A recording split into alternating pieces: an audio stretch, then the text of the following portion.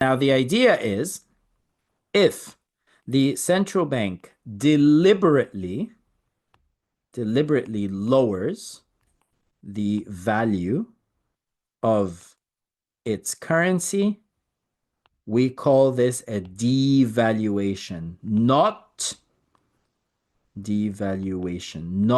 a depreciation.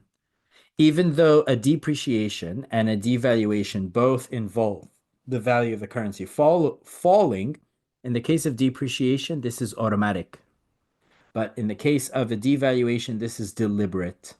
It's a deliberate lowering of the value of the currency. That's called a devaluation. And if the central bank deliberately does the opposite, raises the value of the currency, we call this a revaluation.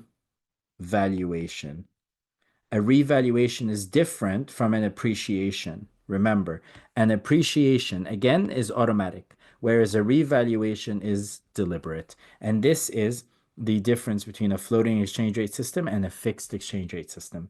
Basically, floating exchange rate systems have the advantage of automatic adjustment. So maintaining the value of the currency is not really a headache for the central bank. It's automatic adjustment.